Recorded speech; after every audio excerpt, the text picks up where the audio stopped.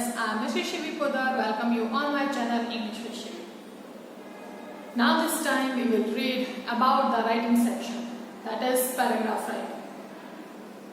Generally we are knowing that the paragraph writing is written only in the single paragraph, but this illusion is wrong. Yes, we may write the paragraph writing into different paragraphs. So how we will write the paragraphs? किस तरीके से इसको लिखा जाए और इसका क्या method होना चाहिए, किस तरीके से इसकी क्वालिटी है जिसको हम डिस्क्राइब कर सकें, आइए देखते हैं. First of all we have to know about the name of the paragraph writing. What is paragraph? So paragraphs are the building blocks of papers. It doesn't mean that on a single sheet we can write the paragraphs.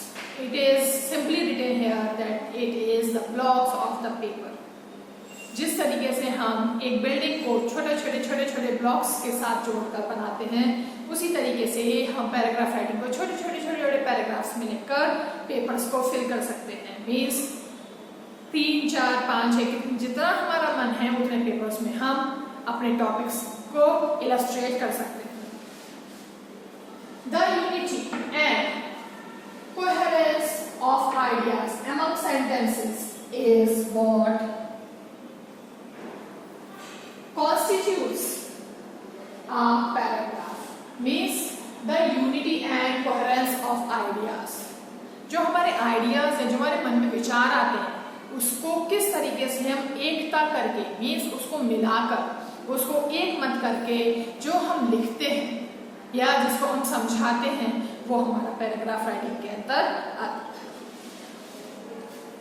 A paragraph is defined as, means in the form of definition we may know this: a group of sentences or a single sentence that forms a unit. In single way that a group of sentences makes a unit. Means छोटे से paragraph जो सारा paragraphs मिलाकर एक unit बनाते हैं, that is called paragraph writing. A paragraph is a sentence or group of sentences that support one main idea. Only the topic will be the one ना. हाँ, तो एक सिंगल आइडिया को अलग अलग पैराग्राफ्स के रूप में उसको अलग अलग तरीके से समझाना, उसकी व्याख्या करना, अपने विचारों को व्यक्त करना ही पैराग्राफ राइटिंग है. Organization of paragraphs. Now the question arises that how we will organize, how we will write the paragraphs in different paragraphs. So let's see. Here are the 5 points: narration, description, process, classification and illustration. Means between the method and the writing of the paragraph writing there are so many qualifications, so many quantities, so many parts on which we can write the paragraph writing. So first let's take the narration. What we will write in narration? Narration मतलब हमको अपनी बात व्यक्त करना, समझाना. तो शुरू से लेकर आखिर तक हमको किस तरीके से बात को समझाना है वो हमको पूरे पैराग्राफ में लिख देनी है. अपनी बात को, सारी बात को शुरू से लेकर आखिर तक अच्छे से समझा देना, सिर्फ उस रिलेटेड टॉपिक से. दूसरा हमारा आता है डिस्क्रिप्शन. डिस्क्रिप्शन में क्या डाला जाएगा? डिस्क्रिप्शन में हम छोटे पार्ट्स बनाएंगे, अलग अलग प्रारूप करेंगे. मीन्स जो हमारा टॉपिक है, हमारी थीम है, उस थीम को हम अलग अलग पार्ट्स में बना के अलग अलग उसका डिस्क्रिप्शन देंगे और अलग अलग पैराग्राफ में उसको डिस्क्राइब करेंगे, समझाएंगे, उसकी व्याख्या करेंगे और उसको अच्छे से अलग पॉइंट्स में समझाकर डिस्क्राइब करेंगे. थर्ड हमारा आता है प्रोसेस. प्रोसेस क्या होना चाहिए? अब ये नहीं है कि एक पॉइंट हमने लिया तो फर्स्ट पैराग्राफ में डाल दिया, सेकंड पॉइंट को भी हमने फर्स्ट पैराग्राफ में डाल दिया और थर्ड पैराग्राफ को फिर दोबारा बस फर्स्ट पॉइंट में लिया. नहीं, we will divide all the groups, all the descriptions into the paragraphs. उसको प्रोसेस करेंगे, उसको अच्छे से लिखेंगे. मीन्स उसका मेथड जो है, हमारा प्रोसेस जो है वो अच्छे से होना चाहिए, ग्रुप वाइज होना चाहिए. अच्छे से उसको समझाया जाए कि एक पैराग्राफ अगर हम एक टॉपिक से रिलेटेड ले रहे हैं, एक प्रॉब्लम से रिलेटेड अगर पैराग्राफ है तो उसी पैराग्राफ में हम उसको लिखें. तो हम टुकड़ों में डिवाइड करके सिस्टमैटिकली उसको प्रोसेस में लिख सकते हैं. Next is classification. क्लासिफिकेशन में क्या होगा कि आप ग्रुप्स डिवाइड तो करेंगे, लेकिन उन ग्रुप्स को डिवाइड करने के बाद अब उस टॉपिक से रिलेटेड उसको क्लासिफिकेशन करेंगे। मतलब उस जो हमारा टॉपिक है, जो हमारी थीम है, जो हमारा डिस्क्रिप्शन है, उसको हम प्रोसेस लिखने के बाद हर एक पॉइंट को हर एक पैराग्राफ में एग्जाम्पल के रूप में समझा सकें, अलग अलग तरीके से क्लासिफाइड कर सकें, अलग अलग तरीके से मोनेटाइजेशन कर सकें, अलग अलग तरीके से डिस्क्राइब कर सकें। नेक्स्ट हमारा आता है इलस्ट्रेशन। किसी भी चीज को पूरी तरीके से अच्छे से समझाना, वो कैसे हो सकता है? एग्जाम्पल के रूप में। जब तक हम कोई एग्जाम्पल नहीं समझेंगे तब तक हमको कोई भी चीज अच्छे से समझ में जल्दी से नहीं आती। तो इलस्ट्रेशन में हमको वही सीख समझना है कि हर एक पॉइंट को, हर एक ग्रुप को, पैराग्राफ को अगर हम अलग अलग तरीके से एग्जाम्पल के रूप में समझ सकें या समझा सकें या लिख सकें, वही हमारा इलस्ट्रेशन के अंदर आता है। सो हमने इस तरीके से देख लिया कि हमारे इन 5 point, narration, description, process, classification and illustration में किस तरीके से हम पैराग्राफ को ऑर्गेनाइज करके लिख सकते हैं।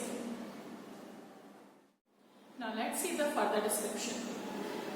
What are the 4 things by which we can write the good paragraphs? They are unity. Unity, जिस तरह से भाई हमको अपनी दोस्ती में यूनिटी चाहिए, हाँ, उसी तरीके से ही चाहे हम बदमाशी करें या हम अच्छे से रहें। टीचर आते हैं तो क्या करते हैं आप लोग?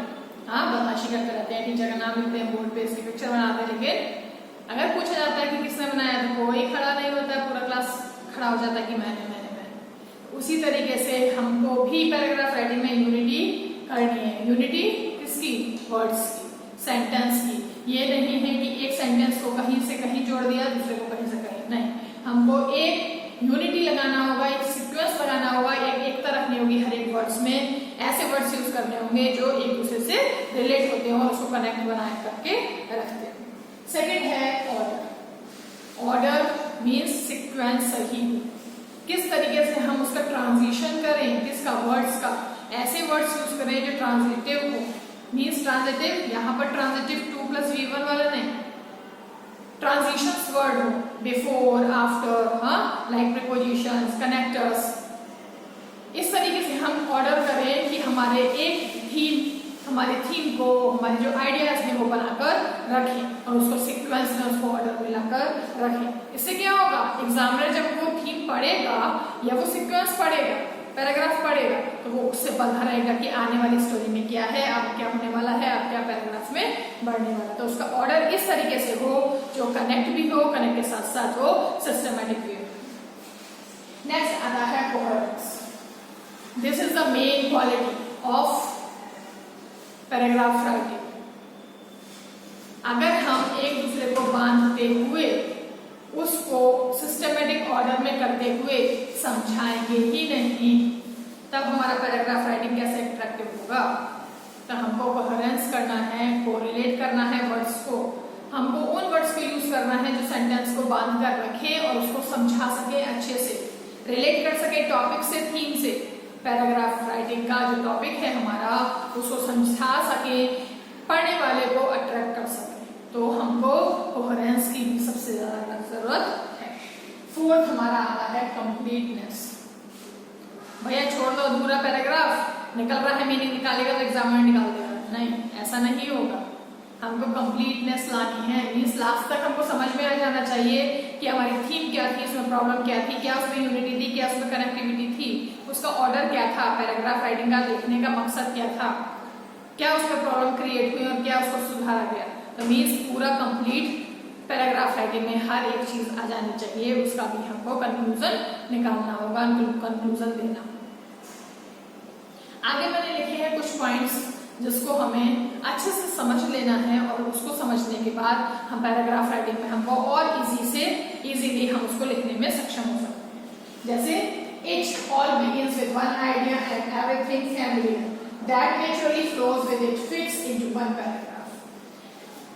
पैराग्राफ राइटिंग स्टार्ट होता है, फ्लो में स्टार्ट होता है, स्टार्टिंग उसकी स्टार्ट करी जाती है उसके टॉपिक्स और वो फिट बैठता जाता है और उसको हम वन पैराग्राफ में उसके बारे में समझा देते हैं कि what is this, on which topic we are going to write, और क्या हम आगे लिखने वाले हैं, किस तरीके से उसको समझाने वाले हैं। तो पैराग्राफ राइटिंग ही शुरू होता है एक आइडिया से, और उस आइडिया को हम एक पैराग्राफ में लिखकर फिट कर देते हैं, उस आइडिया को समझा देते हैं, बता देते हैं।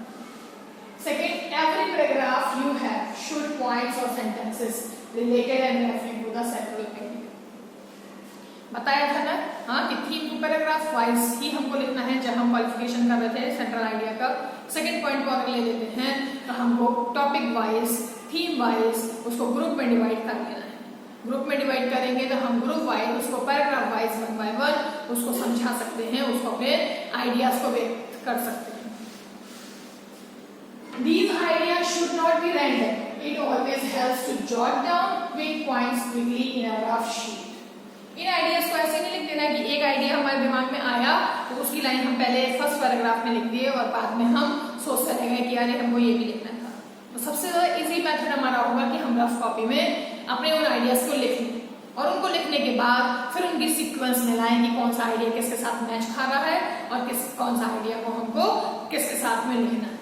तो हम फटाफट उसको रफ कॉपी पे लिखने के बाद हम उसको arrange them into a logical chronicle order that flows in one direction, making it easier to read. Systematic way में उसको अरेंज कर लेंगे रफ कॉपी पे लिखने के बाद, और उसको सिस्टमैटिकली एक क्रॉनिकल ऑर्डर में, एक कंटिन्यूअस ऑर्डर में जो हमको पढ़ने में इजी लगे और समझने में भी इजी लगे, उस तरीके से हम लिखें और लिखने के बाद उस ऑर्डर को, सीक्वेंस को हम समझ सके। तो इस तरीके से हमको डिवाइड कर लेने हैं पॉइंट्स।